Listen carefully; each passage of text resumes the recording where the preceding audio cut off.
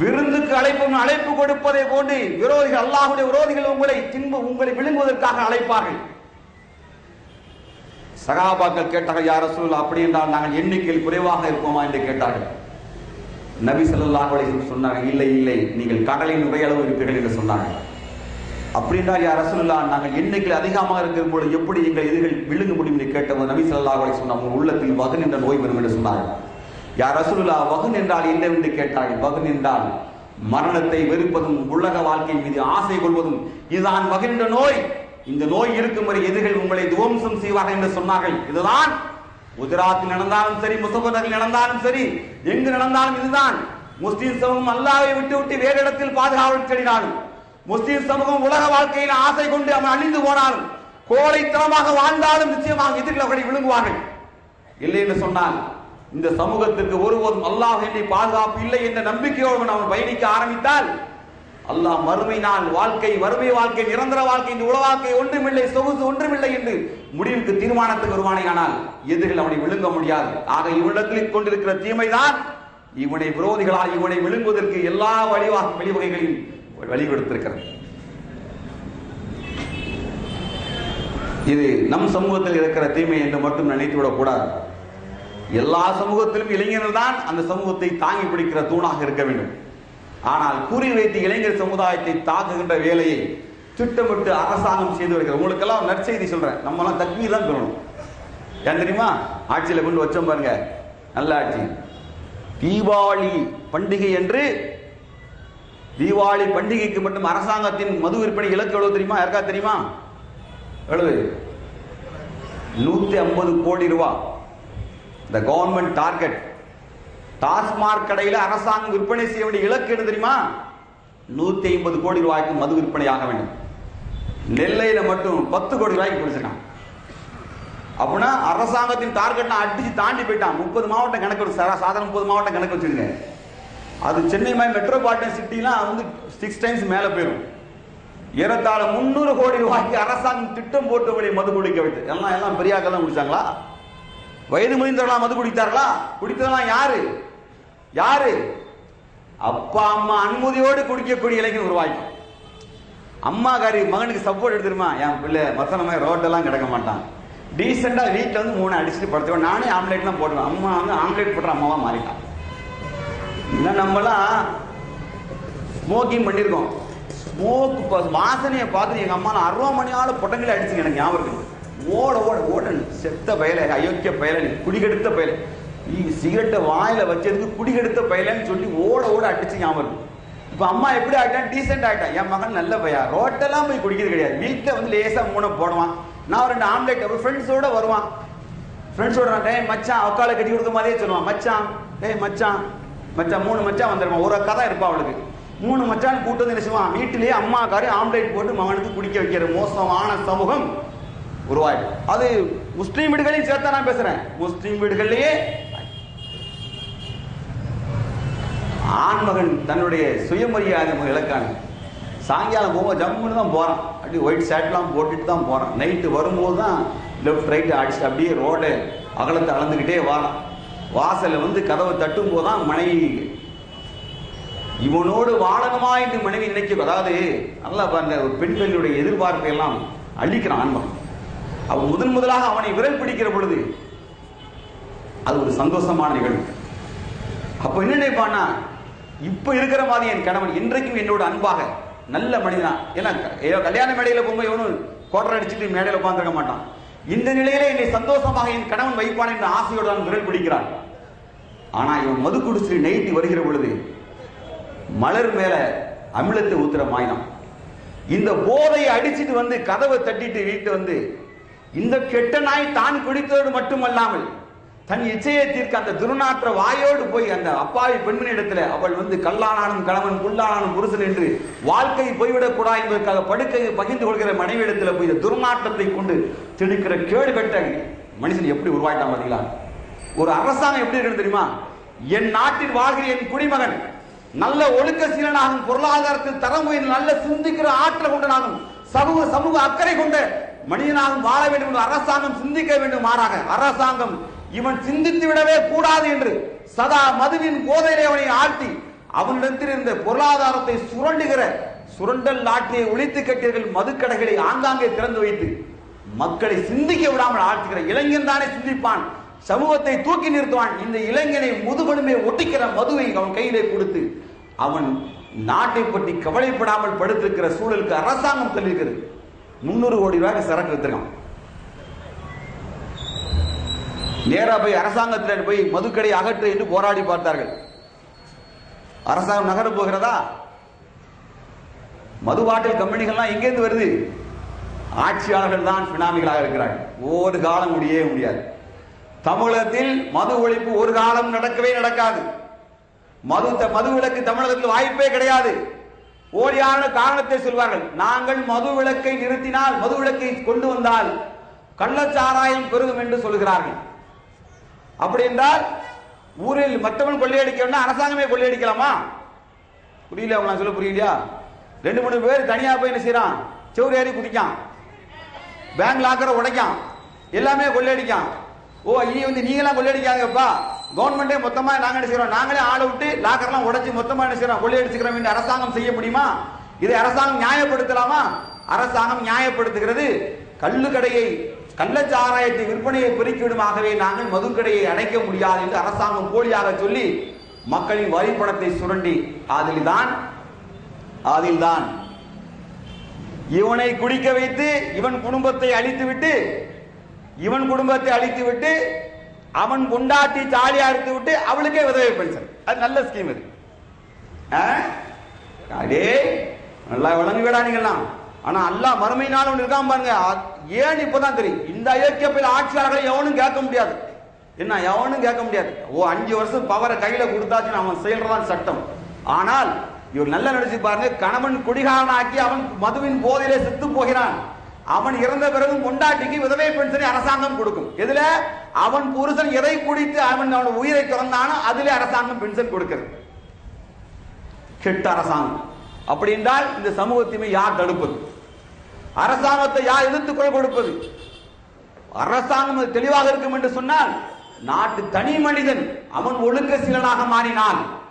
தனி மனிதன் மது குடிப்பதை மட்டும் விலகி தனி மனிதன் அவன் திருந்த ஆரம்பித்தால் அரசாங்கம் இங்கே வாயை பிடிச்சு வந்து ஊட்டுமா? இஸ்லாமிய அரசாங்கம் அதைத்தான் செய்தது.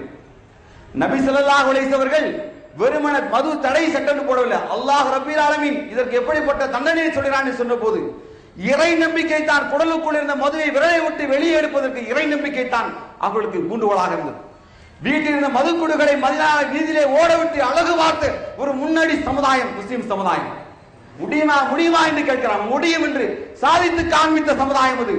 ஆகவேதான் முஸ்லிம் இளைஞர்களை பார்த்து குறிப்பாக கேட்கிறேன். பான்புராக்கின் போதையில் சுத்துகிற இஸ்லாமிய இளைஞனை, பீழையும் சிகரெட்டையும் வாயில் வைத்துக் கொண்டு அல்லாஹ்வுடைய அருள்முறை வேதங்களை ஓத வேண்டிய உன் வாய்கள் அசிங்கம் பிடித்த பீடியும் நாட்டத்தையும் ஊதுகின்ற இஸ்லாமிய இளைஞனை, மதுவையும் உயிரையும் குடித்துவிட்டு ஐயக்கியத்தனமாக தன் போதையிலே சுத்துகிற இஸ்லாமிய இளைஞனே, நீ முதலில் தன்னை திருத்திக் கொண்டு இந்திய நாட்டில் முஸ்லிம் இளைஞர்கள் குடிப்பதில்லை என்ற முன்மாதிரியை காண்பித்து மது விற்பனை 1 பங்கை குறைத்து காண்பி. 80,000 குடிச்சல்ல, அதை மாற்றி காமிக்கணும். 1,40,000 குடிச்சாங்களா, அதை மாற்றி காமிக்கணும். ஆகவே மதுவின் தீமையை ஒழிப்பதற்கு முஸ்லிம் சமூகம் சபதம் எடுக்க வேண்டும். நான் சொன்னேன், இயக்கங்கள் மட்டும் இதில் பணியாற்றினால் போதாது, அதிக உரிமை எடுக்கிற ஜமாத்தார்கள் இதில் தனி கவனம் எடுக்கும். ஒருவேளை ஜமாத் தலைவர் மவனே குடிக்கலாம் என்னவோ தெரியல. நான் இந்த ஜமாத்தும் சொல்லல, பொதுவா சொல்றேன். எனக்கு தெரிஞ்சு சில நிர்வாகிகளே குடிக்கலாம் இருக்காங்க. வெள்ளிக்கிழமை மட்டும் தான் தொலை வருவாங்க, மற்ற நாள்லாம் அவர் நினைச்சுக்கிடுவாரு. வெள்ளிக்கிழமை மட்டும் குடிக்காம வருவார். அப்படி ஜமாத் தலைவர்கள்லாம் நம்ம நினைச்சிருக்கோம், சில கிராமப்புறங்களில் பார்த்துருக்கோம். வெட்கக்கேடான காரியத்தை ஜமாத்து தலைவர்கள் செய்யக்கூடிய அளவுக்கு அல்லாஹ் சொன்னான் சூரத்து தௌபா 18 அவர்கள் தொழுகை நிலைநாட்டுவார்கள், ஜக்காத்தும் கொடுப்பார்கள், அல்லாஹ் எண்ணி நீதி செலுத்துவோம், யாரும் அஞ்ச மாட்டாங்க அல்லாஹ் சொல்லுவான். இதெல்லாம் விட்டுட்டான். இவன் இதை விட்டுட்டு இவனை தேர்ந்தெடுக்கிறதுலே தனி கவனம் செலுத்த வேண்டியது. அப்புறம் இவன் போய் எந்த சமூகத்தை திருத்தி கொண்டு வர போகிறான்? இதை விட இஸ்லாத்தை விட ஒரு சூப்பர் இன்ஃப்ராஸ்ட்ரக்சர் எங்கேயுமே கிடையாது. எந்த சமூகத்திலும் ஒரு உள்கட்டமைப்பு இது போன்று தனி மனிதனுடைய நெஞ்சை தொட்டு பார்க்கிற அளவுக்கு ஒரு உள்கட்டமைப்பு எந்த மார்க்கத்திலும் இல்லை. ஆனா இந்த சமூகம் தான் அதை செய்ய தவறி இருக்கிறது. கோயில்ல எல்லா சமுதாயம் கட்டுப்பட மாட்டாங்க. ஒரு ஜாதிக்கு செல்லும், ஜாதிக்கு செல்லாம போயிடும். சர்ச்சிலையும் அப்படித்தான். ஆனால் ஒரு முஸ்லீமை அழைத்து உட்கார வச்சு அல்லாஹ் உன்னோடு இப்படி அருள்மறை குர்ஆனை உன்னிடத்தில் பேசுகிறான் என்று சொன்னால் இறை நம்பிக்கையாளன் பயந்து போவான். அப்படிப்பட்ட நிலையை இந்த ஜமாத்துகள் இளைஞர்கள் மத்தியிலே உருவாக்கி அவனை சீர்திருத்தம் செய்திருக்கிறான் என்று கேட்டால் நிச்சயமாக இல்லை. அதனால் முஸ்லிம் சமூகத்தில் இளைஞன் சீர்கட்டு போனதன் விளைவு, அதை சொல்றேன், அதன் விளைவு இவன் இளமை பருவத்தை சந்தோஷமாக கொண்டாட ஆரம்பித்ததன் விளைவு இந்த சமூகத்தை நோக்கி பெரும் தாக்குதல்கள் தொடர்ந்து நடக்கும். இவன் பலகீனமாக்கி தானும் பலகீனமாகி இந்த சமூகத்தையும் பலகீனமாக்கி விட்டான். ஒரு சாராரை தவிர பெரும்பான்மை இளைஞர்கள் அழிவு பாதை நோக்கி பயணித்துக் கொண்டிருக்கிறார்கள். நபி ஸல்லல்லாஹு அலைஹி வஸல்லம் சொன்னார்கள், எந்த சமூகத்தில் விபச்சாரம் வருகிறதோ அந்த சமூகம் அழிவு பாதையை வீழ்வது திண்ணம். நபி ஸல்லல்லாஹு அலைஹி வஸல்லம் சொன்னார். இளைஞன் கெட்டு போயிட்டான், கெட்டு அழிந்து நாசமாகி போயிருக்கிறான். இந்த சமூகத்தையுமே நாம் ஒழித்தே ஆக வேண்டும். இதுக்கு அடுத்தால நாம் பொதுவாக சிந்திக்க வேண்டிய, நாட்டை பற்றி சிந்திக்க வேண்டிய சூழல் இருக்கிறோம். ஆகவே நாட்டின் மீது நமக்கு அக்கறை இருக்கிற, ஆகவே நான் சில விஷயத்தை பேசித்தான் ஆக வேண்டும். நாட்டில் குறிப்பாக லஞ்சம் என்பது அனைத்து மட்டங்களிலும் ஊடுருவி போயிருக்கு. அனைத்து மட்டங்களிலும் எங்கு நீதி செலுத்தப்பட வேண்டுமோ அந்த நீதி மேஜிஸ்ட்ரேட் இருப்பார், மேல கீழே மேஜிஸ்ட்ரேட் கிளர்க் உட்கார்ந்து இருப்பார். தவாளி வந்து வெளியே சத்தம் போடாதீங்க அப்படிம்பார். ஐயா 50 ரூபா கொடுங்க, சத்தம் போடாதீங்க, வெளியே வந்து சத்தம் போடாதீங்க 50 ரூபா கொடுங்க.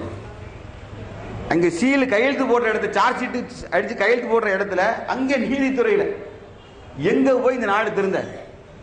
நீதிமன்றத்தில் நீதிபதிக்கு கீழே அவர் இப்படிதான் உட்காந்து ஸ்டேஜ்ல, இதுக்கு கீழே மேஜிஸ்ட்ரேட் இருக்கு, கையை ஓட்டுதார். ஓ பாய் பார்த்து சொல்லுமியா அப்படிங்க. பாய் ஐயா நான் சொல்லுமையா, வாயில தள்ளி போடுங்க. இவ்வளவு எங்க வர ஊழல் எங்க நிக்க வர? நீதித்துறைனா ஹையஸ்ட், அங்கே நிலைமை மோசம்.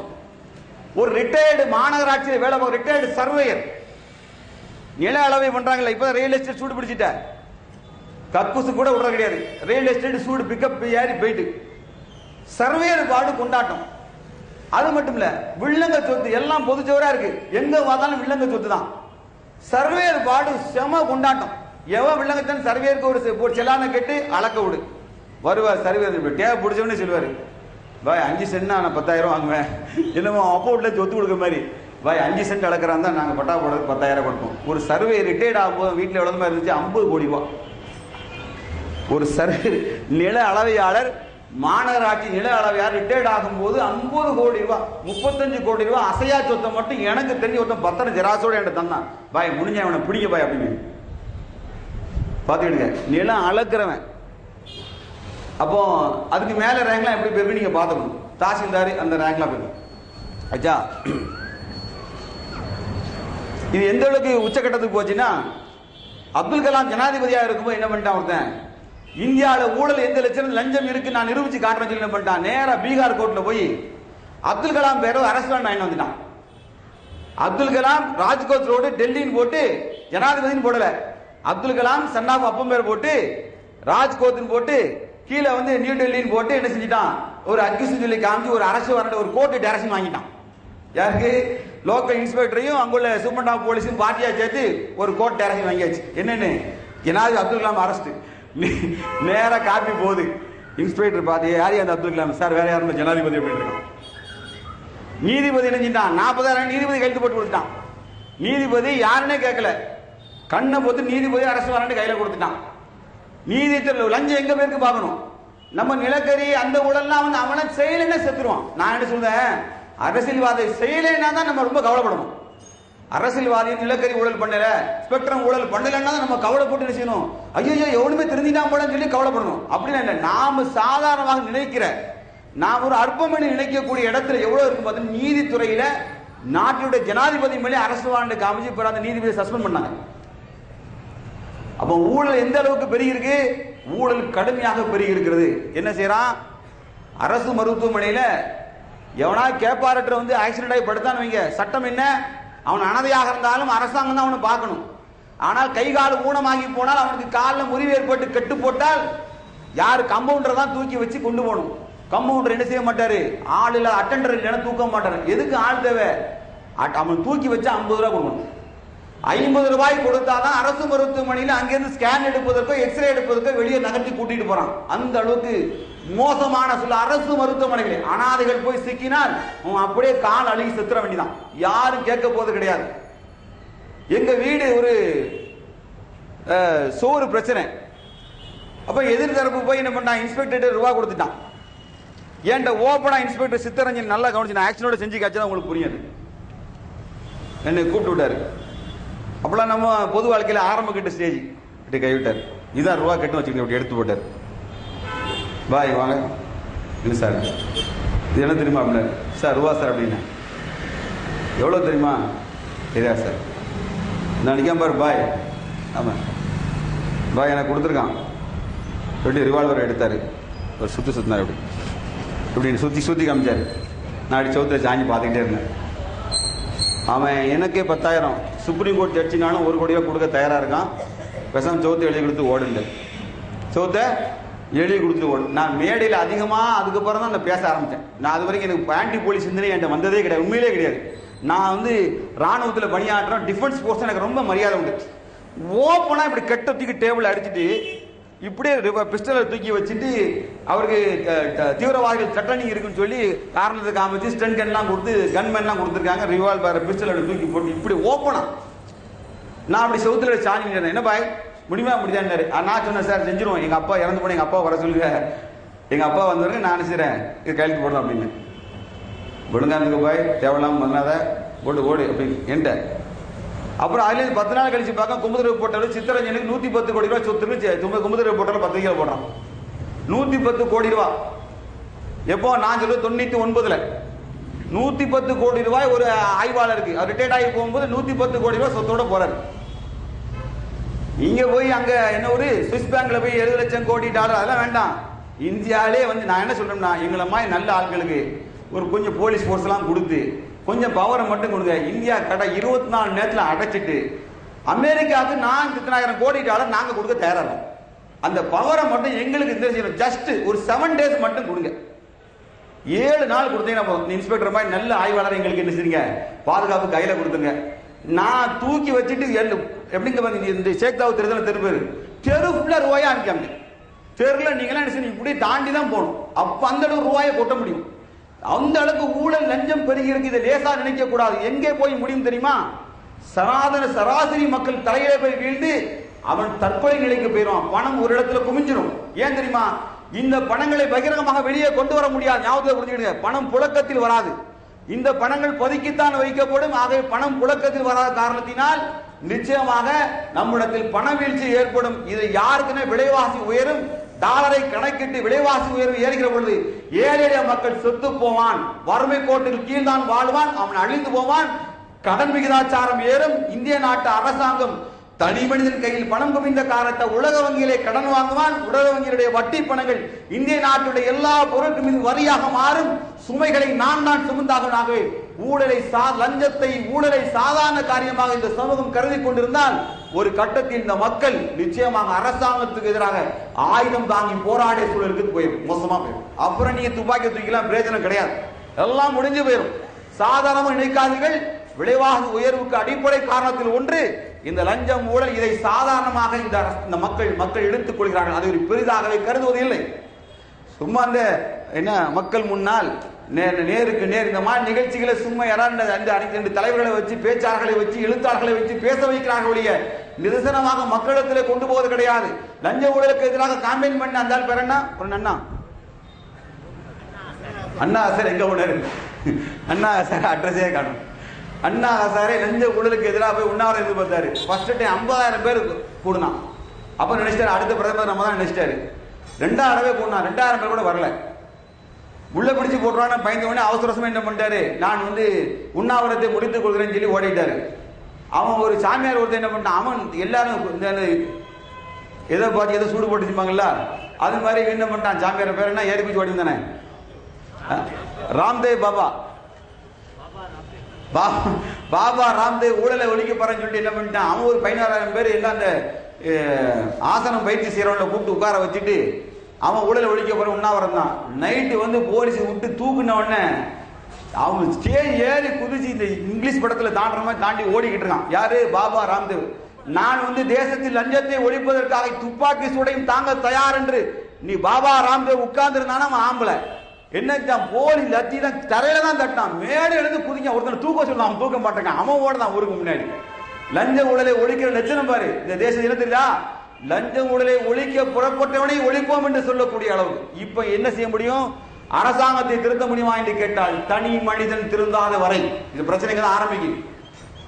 ஒவ்வொரு இஸ்லாமிய இளைஞனும் தான் அதிகார மட்டத்தில் வந்தால், அல்லது இந்திய நாட்டு வாழ் இளைஞர்கள் தான் அதிகார மட்டத்தில் வந்தால், நான் லஞ்சம் வாங்க மாட்டேன், ஊழல் செய்ய மாட்டேன் என்ற உறுதிமொழியை எடுத்து உண்மையான தேசத்தின் குடிமகனாக, உண்மையான தேசத்தின் குடிமகனாக, உண்மையான முஸ்லீமாக நடந்து கொண்டாலே ஒழிய இந்த லஞ்ச ஊழலை அரசாங்கம் சட்டம் போட்டு ஒருபோதும் ஒழிக்கவே முடியாது. இது சாதாரண தீமை என்று இந்த உலகம் விளங்கி வைத்திருக்கிறது. நிச்சயமாக சாதாரண தீமை அல்ல, மிகப்பெரிய தீமை. இந்தியா அழிந்து கொண்டே போய் கொண்டிருக்கிறது. முடிவு ஒரு கட்டத்தில் வரும், அது புரட்சியாக மாறும் பொழுது இந்திய நாட்டின் பொருளாதாரம் நெல் பேலன்ஸ் ஆக இருக்கும். அடுத்தல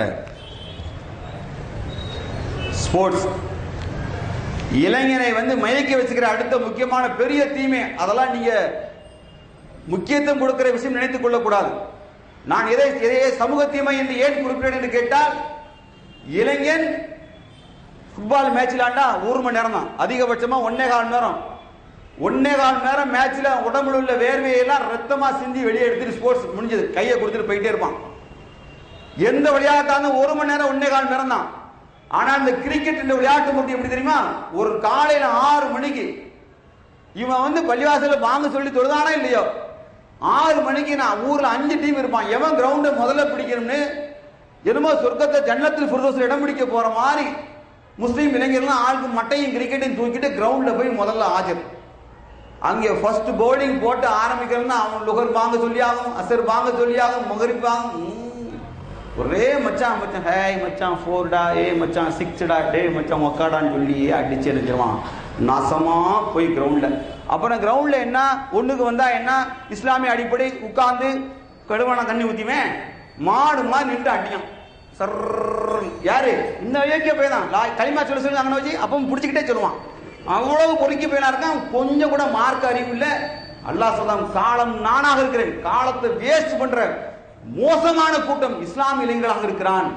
டயத்து பால் அடிக்கிறான், 24 மணி நேரம் விளையாடுகிற விளையாட்டு. இது கொடுமை பாத்தீங்களா? எங்க போயிட்டு பாத்தீங்களா? அசிங்கங்கள் அங்க அரங்கேற ஆரம்பிச்சு இல்லையா? அசிங்கங்கள் அரங்கேற ஆரம்பிச்சுட்டு காரணம் 4 அடிச்சாம்பா. முதல்ல 4 அடிச்சா அங்கேருந்து கமெண்ட் கொடுக்க சொல்லுவான், பவுண்டரி 4 அடிச்சுட்டான்னு சொல்லுவான். இப்போ 4 கேமராவை திருப்பான். எதுக்கு சொல்லுங்க? ஒரு 6 அரை அம்மனை குண்டி பிள்ளைய கிடந்து ஆடும், தங்கு டங்கு டங்கு டங்கு போய் பாடும். 6 அரை அம்மனை பொம்பளை நின்று அவளுக்கு இவ்வளோ போலீஸ் காட்டை போட்டு அந்த 4 அடிச்சா ஒரு 4 நாய் ஆடும். 6 அடிச்சா அதுக்கு 6 பேர் தனியாக விட்டுருக்கான், அதுக்கு அங்கே தனியாக கிடந்து ஆடுவாளுங்க. எப்படி இளைஞனை நீ முதல்ல கிரிக்கெட் மேல மட்டும் வெறி பிடிச்ச, இப்ப என்ன செய்யுமா கொஞ்சம் பேரு இந்த மாதிரி பார்க்க ஆசைப்படுறவன் அங்க போய் நின்றுவான். அவளை ஆடுறத கேமரா எப்படி இந்த பால் அடிக்கும் போது அந்த என்ன கேமரா இருக்கு, ஸ்பை கேமராவா இல்ல வேற பேட் கேமரான்னு சொல்லுவாங்க. அந்த பேட் கேமரா வச்சுக்க மாதிரியே இவ்வளவு டான்ஸ் ஆடுறத அப்படி க்ளோஸ் அப்ல காட்டுவான். அவ்வளவு பெரிய ஸ்கிரீன்ல 4 அடிச்சோன்னு இவ்வளவு ஆடுதால கணும். அப்புறம் பார்த்தீங்கன்னா இவனுக்கு தேசபக்தி அளவுக்கு மீறி முடியும். எப்படி இங்க இன்னைக்கு பார்க்க டெண்டுல்கருக்கு ஏதோ கடைசி அவங்க மவுத்தா போறான் போல தெரியும். அதுக்கு டெண்டுல்கர் இந்த god of cricket, Indian god of cricket கடவுளாம் அப்படின்னு சொல்லி போட்டு ஒரு 10-20 பேர் சட்டையே கிடையாது, சட்டையே இல்லாம இதுக்கு மேல மேல ஃபுல்லா Tendulkar I love you, Tendulkar இங்கெல்லாம் தேசிய கொடி, இங்க தேசிய கொடி. நீ ஒரு முஸ்லீம் 2 பேர் தேசிய கொடி இப்படி தோளில் தொங்க போட்டு போவாங்க, உங்க மேலே எஃப்ஐஆர் ஆகுதாலே பாருங்க. இந்த தேசிய கொடியை அவமானப்படுத்துற மோசமான வேலை விளையாட்டுல பார்க்கற பொண்டையும் ஆணும் பெண்ணுங்கள் மூஞ்சி கிஞ்சலாம் தடவிக்கிட்டு என்னமோ இந்தியாவுடைய வெற்றி அதுலதான் இருக்கு மாதிரி ஒரு மோசமான போக்கஸையை காமிச்சு இளைஞன் காலையில போனா நைட்டு வரைக்கும் ஒரு பயம் செய்ய மாட்டேங்கான், அசைய மாட்டேங்கான், உள்ளே கிடக்கான். கடைசி வரைக்கும் இருந்து மேட்ச் முடிஞ்ச உடனே என்னமோ அவன் சொத்தெல்லாம் மீட்டுட்டு வந்த மாதிரி சந்தோஷத்துல இந்தியா ஜெயிச்சுட்டு அவன் சந்தோஷமா வருவான். அது என்னமோ தெரியல, பாகிஸ்தான் கூட இந்தியா தோத்துட்டான், இவன் இவன் அக்கா ஓடி போன மாதிரியே பிடிக்கிட்டே இருக்கு. அப்படியே மச்சான் போச்சுடா மச்சான் டே அஃப்ரீஸ் மட்டும் இப்படி போட்டுருந்தான்னா எங்க அக்கா எப்படி வந்திருப்பா, இப்படி போட்டா எப்படி வந்திருப்பா. இவன் என்னமோ பாரு ரொம்ப அதில் காட்டுவான். ஒரு ஸ்போர்ட்ஸ்னா என்னடா வெற்றியும் தோல்வி சமமா பார்க்கறதுக்காக தான் பிராக்டிஸ் பண்ணதான். நல்ல மாறல் நல்லொழுக்கத்தை ஸ்போர்ட்ஸ் தான் கற்றுக் கொடுத்தான். ஸ்போர்ட்ஸ் மேனாலே நல்ல டிசிப்ளின்டா இருப்பான்னு சொல்ல காலம் போய் ஸ்போர்ட்ஸ் மேனாலே ஒல்ல மாதிரி பேரா இருப்பான். இந்த கிரிக்கெட் வீரர்லாம் எங்க பிடிச்சான்? சூதாட்ட கிளப்ல பிடிச்சான், பெண்களோடு பார்ல பெண்களோடு டான்ஸ் ஆடுறதுல பிடிச்சான், டேட்டிங்ல பிடிச்சான். அவ்வளவு அசிங்கத்தை கிரிக்கெட்டை செய்யறான். அப்புறம் இதுக்கெல்லாம் காடு யாரும் டெண்டுல்கரா? நான் கேட்பேன் இடத்துல, இதுக்கெல்லாம் காடு யார்? டெண்டுல்கரடா? டெண்டுல்கர் காட் ஆஃப் த கிரிக்கெட்டுங்க. என்னாச்சு தெரியுமா? கடைசியில நேத்து போடுதான் மர்டோனியா சர்ச்சுன்னு ஆரம்பிச்சிருக்கான். ஸ்போர்ட்ஸ் எங்க போய் விட்டுச்சுன்னு பாருங்க. மர்டோனியா சர்ச் அர்ஜென்டினால சிறப்பான விளையாட்டு வந்து ஃபுட்பால் தான். அந்த ஃபுட்பால்ல மரடோனா தான் சாம்பியன். அந்த மரடோனாவுக்கு சர்ச் டிஸ்கவரி சேனல் போட்டு காமிக்கும். மர்டோனியன் சர்ச்னு ஆரம்பிச்சு மரடோனாவுக்கு சிலை வைத்து மரடோனாவை ஃபுட்பால் கடவுளாக வருகிற 5 லட்சம் பக்தர்கள் உருவாக்கிட்டோம். ஸ்போர்ட்ஸ் எங்க போயிடுச்சு பாத்தீங்களா? நாளைக்கு டெண்டுல்கருக்கு உருவாக்குவான், சந்தேகமோட டெண்டுல்கருக்கு உருவாக்குவான்.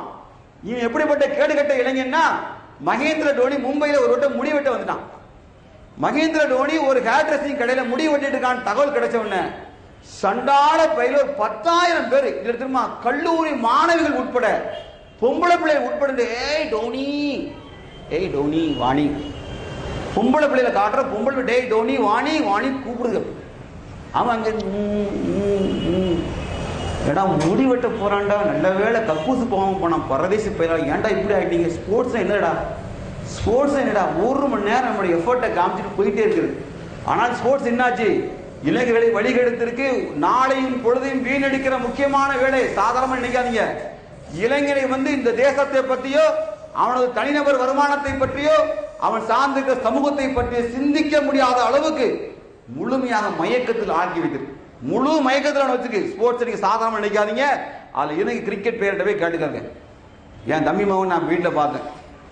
8 மணி நேரத்தில் 7 மணி நேரம் அவன் வந்து சோடாப்பட்டி கண்ணாடியும் போட்டு டிவியில் இப்படியே பார்த்துக்கிட்டே இருக்கான். எதாவது படம் படித்தா அப்படின்னு பார்க்கான். 10 ஸ்போர்ட்ஸ் பார்க்கான், 11 ஸ்போர்ட்ஸ் பார்க்கான், 9 ஸ்போர்ட்ஸ் பார்க்கான், என்னென்னவோ பார்க்கான். அப்பவும் அந்த கிரிக்கெட்டை விட மாட்டாங்க. என்ன ஆயிட்டு? அடிக்ட் பண்ணும். போதைக்கு அடிமையானதை போன்று எப்படி மது ஒரு போதையோ விளையாட்டையும் போதையாக்கி இளைஞர் உள்ளத்தில் அது சரி என்று எப்படி பார்த்தா கொஞ்சம் பொம்பளை பிள்ளையாச்சு வீட்டு அக்கறையோடு இருந்தது. பொம்பளை பிள்ளைகள், கல்லூரி படிக்கிற பொம்பளை பிள்ளைகள் கல்லூரியில உட்கார்ந்து அவளுக்கு ஒரு கிரிக்கெட் பிளேயரை தன்னுடைய ரசிகனாகவும் வாழ்க்கை கணவனை போன்று ஆக்கி கொண்டு அவன் அடிச்சான் இவன் அடிச்சான் என்று கல்லூரியிலே இன்டர்வல் டயத்தில் பாடத்தை பற்றி பரிமாறிக்கொள்ள வேண்டிய பெண்கள் கிரிக்கெட் பிளேயரை தன்னுடைய ஃபேனா ஆக்கிக்கிட்டு அவனை பத்தி சிலாகித்து பேசுகிற அசிங்கமா இல்ல, வெக்கமா இல்ல? அட பொட்டச்சிக்கடா, உன் புருஷனை தாண்டி நீ ரசிச்சு பேச, உன் புருஷனை ரசி. உனக்கு என்ன அப்படி ஃப்ரீடம்? ஸ்போர்ட்ஸ் மேனா ஸ்போர்ட்ஸ் மேனா பாரு, அவனை நெஞ்சுக்குள்ள வச்சுக்கிடவும் அவனை போட்டாவை தூக்கிட்டு அலைவும். வெக்கமா இல்லையா? இதெல்லாம் எங்காச்சு? அப்ப பொம்பளை பிள்ளைகள்ட்ட இருந்த கொஞ்சம் குடும்ப அக்கறையும் பால்படுத்தி வீட்டை உட்கார்ந்து ஆணும் பெண்ணும் குடும்பமாக கிரிக்கெட் பார்க்கிற மோசமான சூழலை தள்ளிட்டது. என்ன தெரியுமா? நான் பேசுறேன், இளைஞன் தான் இந்த நாட்டின் தேசத்தை சமூகத்தை தூக்கி நிறுத்துகிற வலிமை மிக்கவன் என்பதால் அந்த இளைஞன் முதுகெலும்பை ஒடிக்கிற வேலையை திட்டமிட்டு, ஒண்ணு மது, இன்னொன்னு ஊடகம், திரைப்படம், அடுத்தா பாத்தீங்கன்னா இந்த விளையாட்டு ஸ்போர்ட்ஸ், பெருவாரியான இளைஞர். அடுத்தால திரைப்படத்தில் இருக்கிற மோகத்தை பட்டு ஒரு விஷயத்தை நான் சொல்ல நான் மனசுல மறந்துட்டேன். நம்ம நாட்டு இளைஞர்கிட்ட தேசப்பட்டு இருக்க நடிப்பாங்க திருட்டு பயல்கள்.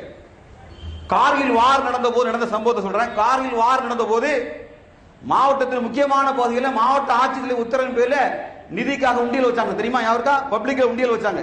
ஞாபகம் இருக்கா உங்களுக்குலாம்? பப்ளிக்ல உண்டியல் வச்சாங்க. ஒட்டுமொத்த தமிழகத்திலும் உண்டியல் வசூல் வெறும் 13 லட்சம் ரூபாய் மட்டுமே.